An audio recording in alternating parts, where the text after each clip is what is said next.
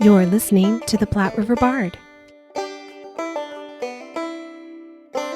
Hello, and welcome to the Platte River Bard. This is Chris Berger. And I'm Sherry Berger. And we are here today with our friend Jamie Bullins. Yay. He is a director. We are also here with our new friends, Noelle, Dominique, Rodriguez. She is an actor in this upcoming show. Also, Harper, LaRue, Allen. She is also an actor in this upcoming show. What is this upcoming show? It is The Rocket Men by Crystal Skillman. That is going to be March 12th through the 22nd at the Carson Theater at the Lead Black Box Theater. That's 301 North 12th. Welcome, everyone. Thanks for talking with us today. Hello. Thank you for having us. Thank you. Welcome. Yeah. It's very historical. It's about Yes. Wernher. Am I saying this right? Wernher von Well, Braun. yeah, what you said. Say that again. Wernher von Braun. Yes, it's about him. And Operation Paperclip, which is about after World War II, we brought over 1,000 Nazi scientists over from Germany to steal their technology, Yes. which eventually became NASA. Yeah. Yes. So this play is about them and some dark shit that they did in Germany before they came here. Oh. So it's Not all about space. it's about the dream of going to space, but it's Yes. opening the closet on some stuff, on some people that we raised. Their status was somewhat celebrities. They had somewhat of a celebrity status in the period in which they were working, and this is sort of just pulling back that curtain to say something like, we should probably take a look at what these guys did before they came here. Oh, yeah. So, yeah. I was reading about the author, and it just seems like she does magic and She's comics. a and crazy, so- wonderful person. But she does so many things. Yeah. And her status as a playwright is on the way up. She's Yeah. doing all sorts of crazy stuff, which is great. So. Yeah. No, it makes I automatically love her because one of her plays is about Jack Kirby. So. Yeah. Right. Yeah, right. I know. Oh, because Bob Hall was in my office Uh-huh. the other day, and he saw some information about her, and he was like, "I'd like to get her contact information so we could talk." And I was like, "Sure," because of the play about Jack Kirby. Back Jack Kirby. Yeah. Yeah. I'd love to read that play. Because he knew Jack Kirby. Did he really? Yeah, Bob Hall. Yeah, that's crazy. Anyway. Okay, so very interesting time of history, a part of history that not necessarily everybody is familiar with. I mean, we knew that we got some scientists from Germany, and maybe some people didn't know, and Operation Paperclip is something that's not really part of, I don't know, mainstream culture that doesn't get talked about a lot. I had never heard of it until I I was started going working to on say, you this had not play. heard of it? Had Noelle, had you heard of this, these Yeah. events before, or was this news to you as well? Because I know a lot of I people hadn't have- heard of this event, but it is not new to me. Fair enough. These types of things are happening all the time within the U.S. and Absolutely. all over the world. You're seeing it now with so much of education. What are we learning from whose perspective, whose history matters, who gets to decide what stories are told. So while this particular story is specific, it is very much connected to where we are right now. For sure. Had you heard about this before, Harper? Kind of similar. I knew about Operation Paperclip because I learned about it in a high school history class. So, hey, that's something. Yeah, so that's a lot more than some people can say because it really is not No, taught very often. it's not really talked about a lot. No. But kind of as deep as this story goes and the detail about these events, I had no idea about until I read the play. Yeah, it's kind of incredible that it's not a story that is talked about more. I know. And speaking of this, now, almost all of the scientists, of course, famously, the Nazi scientists that they brought over were men, and of course, this play is mostly populated by female actors. Actually, all populated. Is it completely? Okay. Yes. Okay. I wasn't sure if there was like a guy part or not. In rehearsal, I am very outnumbered. Just so you know. So, Noelle, who are you playing? I am Well, that's a very interesting question. It's very deep. What I seem to be playing. Yes. The person I seem to be playing Yes. is William Mrazek. Yes. So he's the historical figure in which you think I'm playing, but I think that's all I'm going to say because I don't want to spoil too much. Yeah. Okay, all right, okay. I said that's who I seem to be. All right. Apparently. Oh, Harper's is even more complicated. This is true. but I Okay, do all have right. an answer. You All have right. an answer? Oh, okay. I do. I'll ask then. I'm playing a character called Friend. I serve as kind of like a narrator throughout the story, and I like place our scenes within like landmark times in history. Okay. And I'm kind of a haunting presence, but Yes. you'll have to come see the show to learn why. That's cool. Now, does the play sort of exclusively take place back in the 40s, or are we going a little bit through history with this? It ranges over like 20 some odd years. Okay. Yeah, we start in 1945, and then the last date we hear is 1977. Okay. Yeah. Yeah. Okay. It Very buzzes through interesting. some time. Yes, indeed. So, okay, now, I don't know whether anybody can answer this. I was actually just curious. I'm not trying to be a smartass, but why the gender flip for all the characters? It's got to be for a specific reason. We can't tell. You can't tell? It's a secret. You huge can tell me. spoiler. It's a a huge secret. spoiler. Is it really? Okay, Yeah. okay, Yes. okay. Yeah. You have to come Huge. see the That's show, fine. and Okay. it'll all make Spoiler. sense by the It end, we will. promise. Yeah.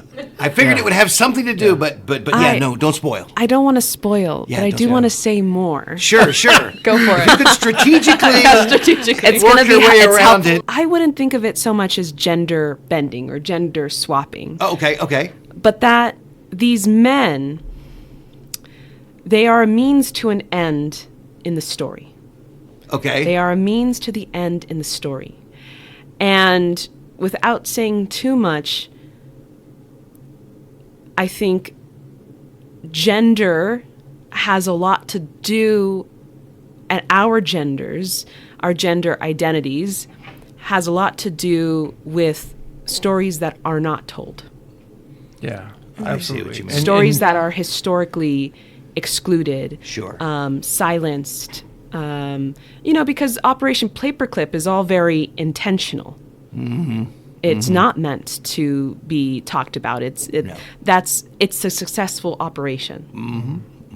And so what I will say is, in my eyes as an artist, I'm not really viewing it as I'm playing a man or I'm gender bending, but that this character, this figure, is really a tool and just a means Okay. in which I'm going to tell you a story. Tell this story. Yeah. Okay. Yes. There's a story that you get Very interesting. throughout the play that without meeting these men, you can't understand the whole story. Okay. So who they are is sort of it's super impactful on where the story very goes. important as to how the story unfolds. Yeah. For sure. And Yeah. of course, they're all historical people. Yep. Well, except Except Friend. technically. Technically. Technically Well, speaking. or technically. Well, there'll be also, as long as I get my shit together, there'll be a placard in the lobby that says, "This is real. These are the real events and people in the story." And then this is the invented part down at the bottom. So before you see the show, Okay. you can read about what's real and what's not. Or I might put it in the program. I don't know. Very interesting. It'll be there somewhere. It'll be Somewhere. Be there somewhere. So there's 6 women, and that includes the narrator friend. There's 7 of us. 7. 7 total. Yeah. 7. Okay. Okay, so 6 plus the narrator. Okay. And so it basically starts sometime in the late 30s, early 40s, where they flee Germany. Mid 40s. And then up until the time of Apollo 11, which must be that 70s time frame that I don't know off 77, the yeah, top that's of my going to head. be Yeah. the end of the Apollo program almost. Yeah, it kind of, the 77. Apollo program kind of takes a dive after that. Yeah. Well, because we won. Yeah. That was And then the it's point. like, what do we do now? Yeah. Well, yeah. No, yeah. So. Yeah, that was never the point. It's the point very was never to short-sighted. continue. Yeah. Yeah. The point was Yeah. never to continue. The point was to beat the Russians to the moon. And then That was the point. Now what? And then we did it, and then nobody cared anymore. Yeah. I've listened. That's in the story. Yeah, I've listened to Neil deGrasse Tyson. Yeah, talk about that just ad nauseum. He's just like, And and some we people won, don't- so that's why we stopped. Yeah. It really sucks. And some people don't believe that we went to the moon. Yes, and then there's So and then there's the that people. as well. Those people are weird. Just so you know. Flat earthers. Yes. Those are strange people. I know some of those people. And they actually believe that? Yeah, well, they claim to. I think they're I don't know. I think it's really interesting how people can and I think it's, you know, if you think about where we are in times and media and journalism and all these facets of our lives and Instagram and social media, and really how when you're on social media, there's so much about what you see isn't really happening. Yes. It's not real. And I think then that what that does is it creates a culture of questioning, which is Yes. great. Yes. But then it means, well, we question everything. Even the real stuff. Even the Yes. real stuff. But and the other thing is, well, but there has been so much dishonesty within people in higher positions, so much stuff that has come, so much conspiracy that has some truth to it and some not, that it does become a question of, well, if I am not questioning something, then I'm not engaging in the world around me. Right, you feel like somehow you're stupid and you're missing out, like you're not questioning it. It's like, you're just like a sheep and you're just following everything. Yeah, and so I think And I that's think that, unfortunate because it's like the death of expertise. It's like we stop listening to smart people yeah, because now we have to question everything. because now and that's good, but that's good. And the That is thing good. is that experts, I mean, like expertise, all it does is say this is somebody who has the authority of this knowledge, and this is somebody who doesn't. Right. And what that does is creates a thing of what we value and what we don't value. If you don't have expertise in something, then we don't value you. And I think when people in this society want to be valued, and it means that they have to do something in order to be valued, then I think everybody wants to become an expert in some way. Sure. Yeah. And now everybody has a platform for it. And now everyone has a platform. A Exactly. worldwide platform. I just want to meet the Exactly. people who keep making those AI videos of people petting the great white shark. Oh, Because that can't be real, right? I don't it's think that's not. real. No. Stop watching No. those videos. They're on Facebook. Stop. I keep seeing them. Stop watching. What Facebook. Noelle was saying kind of makes me think of the play in that one of the major themes is whose story gets to be told. Yes. Which stories are we listening to? And that kind of ties into why it is cast the way that it is, and we Yeah. have these male characters in the story being played by female identifying actors. Right. Because whose stories do we, as an audience, like who are we open to listening to? I was saying that's the other thing too. It's like even throughout theater history, especially through the 19th century, and even before that, there are so many plays and playwrights that were writing that we have no idea. Like I did a whole huge project on a melodrama in the 19th century that went on an international tour. I mean, this thing was super popular in the late 19th century, and it went everywhere, all across the world. The script was called Human Hearts, and you can find, I did this huge research project on it, you could find playbills, but you couldn't find a script anywhere. And this thing traveled all around the world for years, and it was super popular, but there was so many of those melodramas that were written in the 19th century. You just have to look at who decided which scripts we were going to gather and which ones we were going to keep and which Yeah. ones were just going to drift off into the ether. And so Yeah. it's like it's the same thing throughout history in terms of like what we keep and what we don't. You look at Confederacy of Dunces, if you've never read that novel. John Kennedy O'Toole, I think. Anyway, he was a writer in New Orleans or in Louisiana. He was sort of, I think he was depressed as well, but he wrote this brilliant novel and he hid it under his bed and he committed suicide. That's right. And his mother found it under his bed. Yeah. And she thought, this book is amazing. Yeah. So she kept sending it to a literature professor at LSU, and he kept just throwing it on the floor because we get these things all the time. If you're a faculty member in a university, people are always sending you stuff. And so I can't even tell you how many plays I get since I became the artistic director of Angels. It's like so many plays unsolicited just showing up in my inbox, and I'm like, I could never read all these, even if I wanted to. Yeah. And so who knows if I'm missing the next Pulitzer Prize winning play because I just can't get to all so of them. much, yeah. it's But too she was persistent to the point where finally this literature professor read it and he was like, oh my God, this is brilliant. And it ended up winning a Pulitzer. I mean, it's an amazing book. If I've you've heard never of it. read I have not read it. Oh, it's brilliant. It's so funny and just so intelligent and it's fantastic. And so if she hadn't dug around in his bedroom, Yeah. we wouldn't have that, right? And so there are all sorts of like those. It almost seems like kismet. It's like if one thing had gone differently, we wouldn't have this book. If one True. thing had gone differently, we'd have these other plays that we don't have. And so it's all up to different. It's just throughout history. If you can't even identify what we don't have and what we do Yeah, have, what and gets saved, what who gets made told. those choices and who didn't, and I think What gets changed. I think that, but I think also it's, are we seeking those out enough?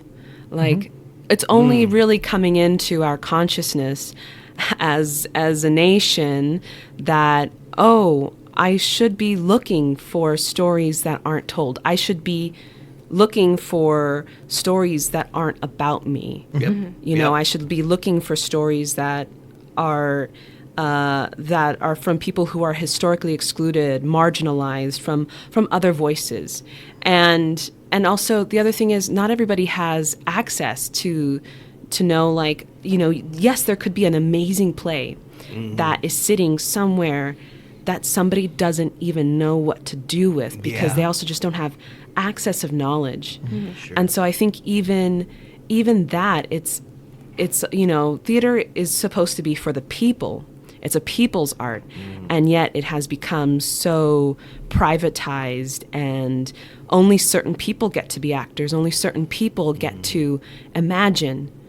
And then we start to think, well, imagination is a luxury, imagination is a privilege, and me as a person, I don't have that privilege, and so therefore I cannot imagine a new world. I cannot write a play. I cannot put up a theater. Yeah. I cannot send it to somebody.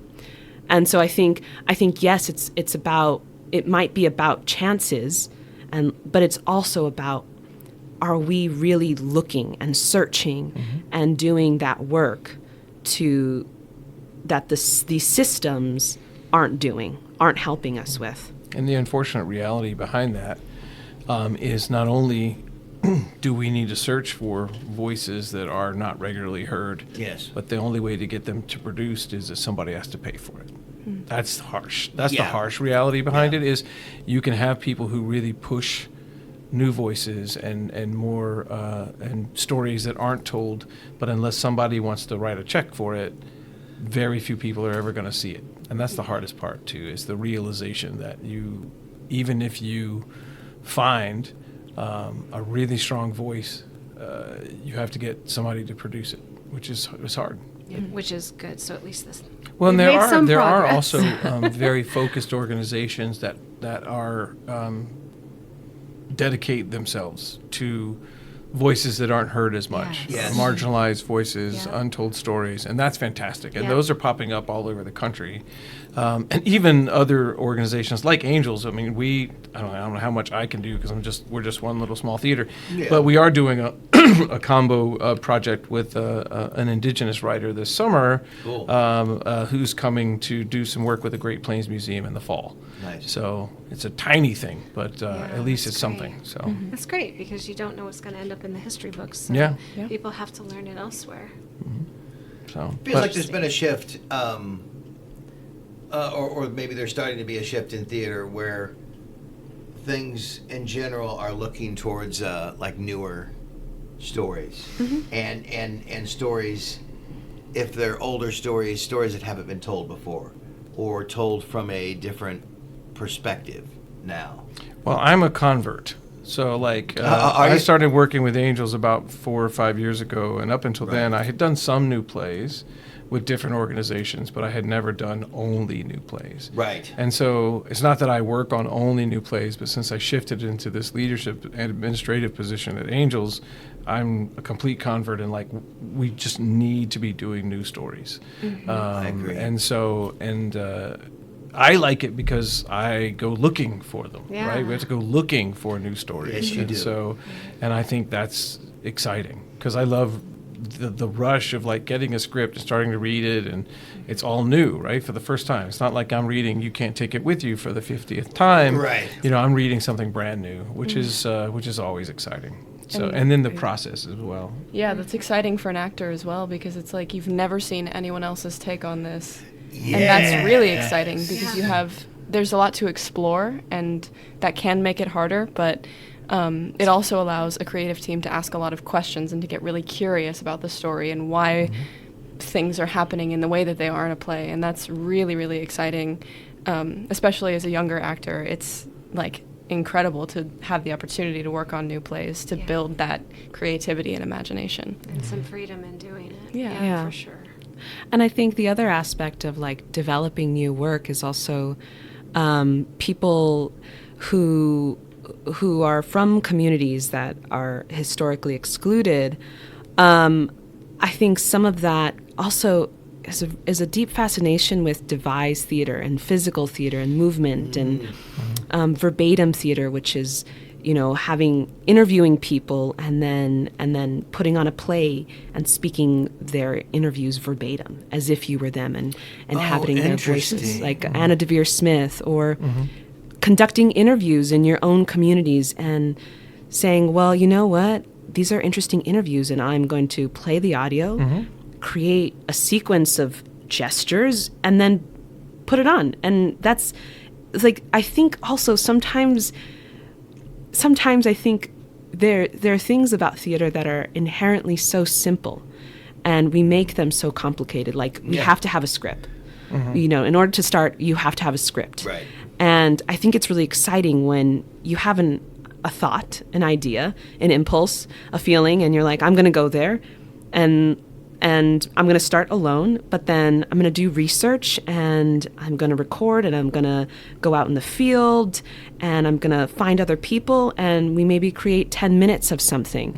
And we're doing it and there's no script to start, but little by little we get to put a script together.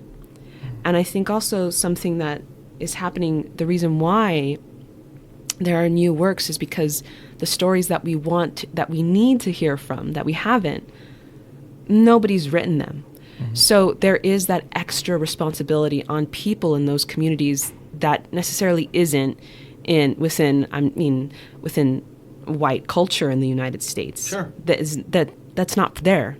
If I wanted to, you know, hear more indigenous stories, I would have to be part of that movement that creates those stories because there is a lot, but it's not necessarily like it's all that research is available for you in the way that Shakespeare is, in the way that Tennessee William is. And sometimes their presence becomes so large that it really acts as a blanket in which you can't see anything underneath, because you keep repeating like, well, we know these are great, so we're gonna stick to them. Yeah. Well, I think that sort of ethnographic approach that Noelle's talking about too, it introduces stories into a community about people that we know.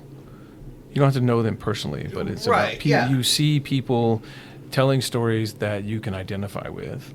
I did an ethnographic piece called Out of the Dark, where there's tons of interviews with coal miners and their families, and then a play was written about that and devised based on those interviews.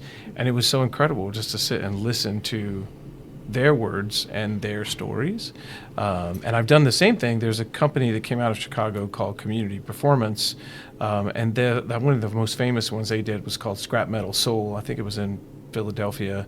But what they do is they would move into communities and they would bring in professional directors and designers and playwrights, but then they would move into that community and interview and talk to the people about what the story was in their community, then write the play, and then cast the play with people in the community, so community performers, but directed by a professional director. The playwright had written the play, the designers are professional. And it's like I did several of those, and one of the ones I did was in what's the name of that county in Kentucky? Anyway, there's a song about it. You'll never get out of whatever county alive. Bleh. Anyway. Oh, you know what I'm talking about. Anyway, there's a county in Kentucky that is, or it's in West Virginia. I just butchered this whole story. But anyway, there's this, it's a community that has been decimated by opioid addiction because it was a coal mining town, and then the coal mining companies moved out, and all the miners that were left there who were struggling from black lung and other illnesses were getting all these opioid prescriptions, but then they learned that they could suffer through the pain by selling the opioids because they liked the money. And so they would sell their opioids to addicts. Right. And then so this addiction just took over this community. Harlan County. Sorry, it's Harlan County. Harlan County. And so I did a community performance piece there based on that epidemic in a community college there. So they brought me in as a designer. And I'll tell this one thing happened, which just tells the whole story of the project. I went to the first rehearsal, and they were telling me about how there were people in the cast who were like just really everyday workers, and there were people in the cast who were lawyers and doctors, and these people had never met each other before because of their status in the community. And the director came to me and he said, "How much of your budget do you need for the costumes for the show?" And I was like, I don't know, I haven't really gotten into it yet.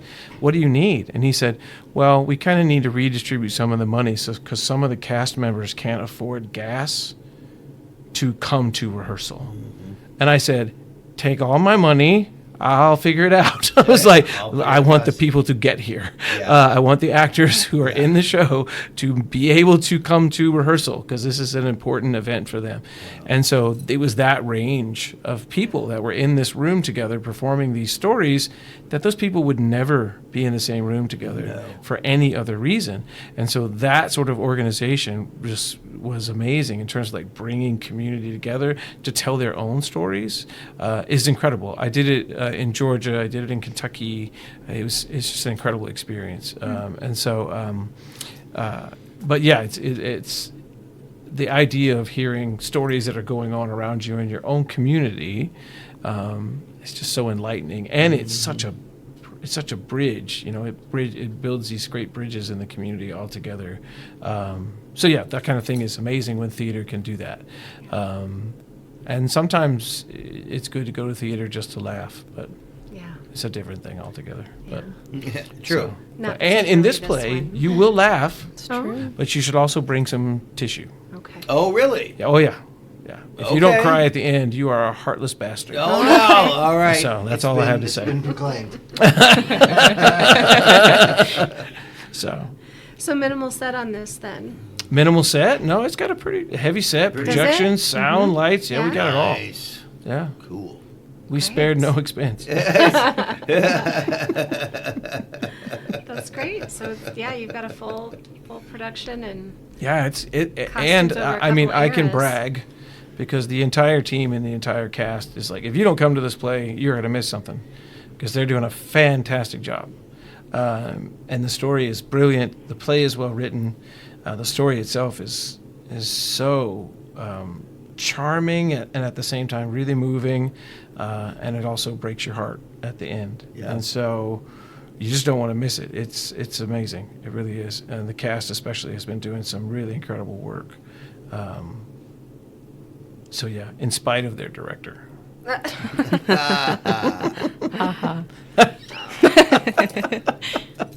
You have what? I was going to ask a question. It's not my show. Please do. But it's not my show. No, ask your question. So Harper and Noelle, tell me what you learned today. No, I'm kidding. Yeah. That was a joke. He makes us do that every rehearsal. That's an inside joke. Noelle's going to throw something at me from across the table. Talk to us a little bit about what has been your most memorable part of this thus far. Yes. That's hard. Oh, sorry. Questions are sometimes hard. You're in college, you know that. The Yeah. material This is why I itself, asked yeah. for a list of questions so I could have so I can. It's important for you to answer speak this off the eloquently cuff. on these things. Off the Okay. cuff. Yeah. I don't know if I can point to like a specific moment, but more kind of a conversation that we had Sure. about like dreams and who gets to dream of the future. And I think that's something that a lot of like new work especially is built on, is that like we all have dreams of telling our story and sharing who we are with people. And I remember there was a day in rehearsal that we just had a conversation about that. Like, why are we here? Why are we telling this story? And talking about the dream that we as characters in the play, but also as actors and a crew all have for this. And that was really moving and really inspiring for me. Yeah, so I can't really point to a specific moment, just That's that okay. this group of people has really been incredible to work with. And yeah. What do you think? Gosh, so many things. That's good. I think, for me as an actor,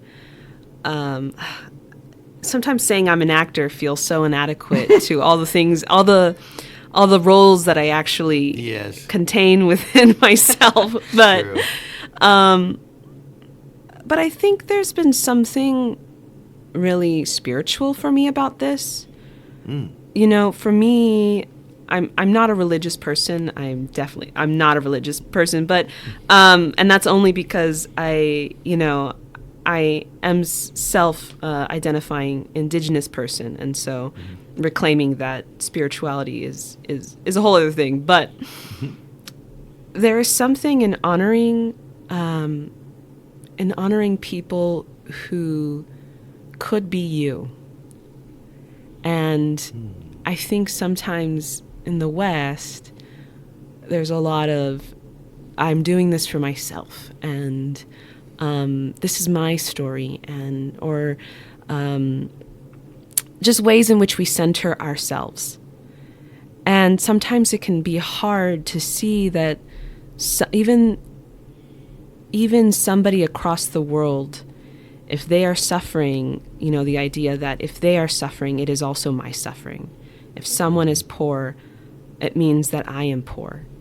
And I think for me, it's been a really great experience imagining the story that isn't that I'm not going to spoil. Yes. but thinking like that those people are on stage with me, and I'm just the person who's here to help facilitate it. That is my role, but that they are there and they are present. And so each time that I come to beginning the story or to preparing myself for it really is about how can I honor those voices. And so that's been, I think, the most exciting thing is about coming to this play with a sense of I'm honoring people that have lived and have died. Mm-hmm. For me, it's oftentimes in terms of like, we are storytellers, and oftentimes I remind myself that it's our responsibility to speak for other people. Yeah. Right? This play speaks for silenced voices that no one else is going to speak for them. Okay. And so it's a responsibility once you accept it, right? Once I picked up this script and I took over as the director, because I wasn't the original director, unfortunately. I would rather not be that director, to be honest with you. Fair enough. Our original director has a medical issue and had to step down, so I had to pick up that mantle. But since I picked up that play, for me, it's a responsibility. We have a responsibility to tell this story and speak for these silenced voices.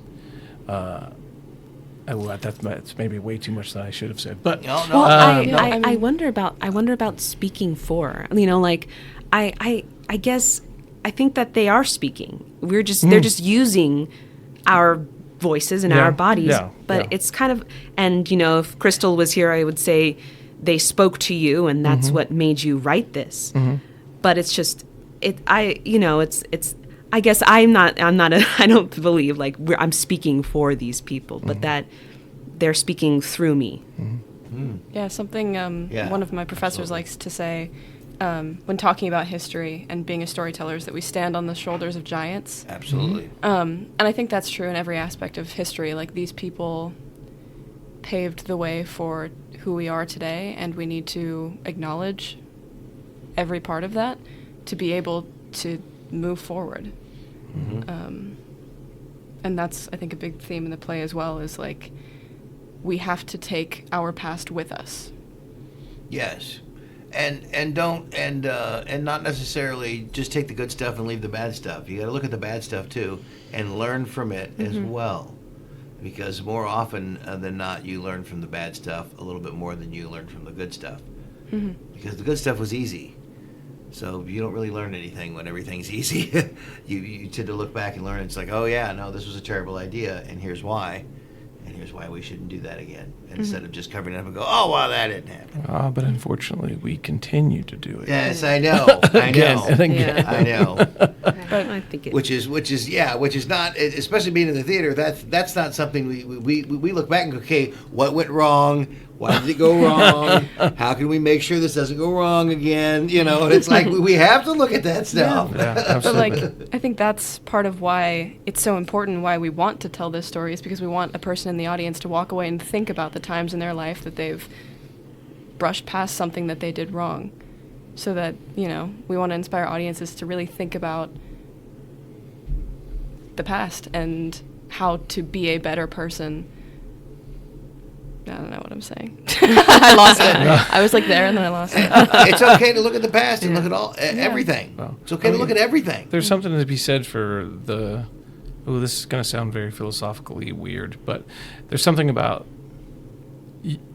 the honor of accepting consequences, right? Yes. I think people who can look back at their mistakes and accept those consequences, that is an honorable action, because anybody can run from consequences, right? Yes. You can be afraid of them, you can ignore them, you can pretend they didn't happen, you can blame them on other people, whatever, but when you accept the consequences of your actions and use those to grow and move forward, then that's an honorable experience in terms of like how you live your life. Now, is that easy to do? Hell no, it's not easy to do. Nobody wants to do that, right? But it's certainly something I think it's important for us. This story helps you look at that in terms And of I that.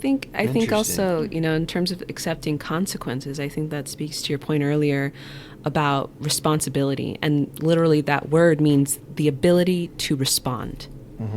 And so it's like, even though you didn't do whatever it is that we're talking about, Right. you know, like, or in your own lives, you know, not even just this play, it's like once you know something, then it's almost like a clock begins. And from that point on, even though you didn't do this thing, you know it. And so you have responsibility. And are you actually able to respond to, you know, the person in front of you, to your students, to your kids, to people out just in life? Because I think also so many times we don't want to deal with each other. No. We just want to say, oh, they're the worst and I'm the best. And, you know, my experiences are nuanced because we know ourselves. But we're not actually really responding to what's in front of us. Yeah. Thank you for talking with us, Noelle and Harper. Thank you so much for speaking with us. It was very nice to meet you. And once again, of course, Jamie Bullins in our center square time as the director. And he is the director of what? It's Rocket Men. That's by Crystal Skillman. That runs from March 12th to the 22nd. That's at the Carson Theater at the Lead Black Box Theater, 301 North 12th. Don't you know, in Lake. And you can get tickets at angelscompany.org or the Lead Center website. Yes. Wonderful. Thank you. Thank you, Thank you, guys. one and Thank all. you. And Thank break you. all of the leg. Thank you for listening and supporting the arts in the Platte River area and beyond. Please subscribe to our podcast so you are sure to catch all of our future episodes and join us on social media. See you next time on the Platte River Bard.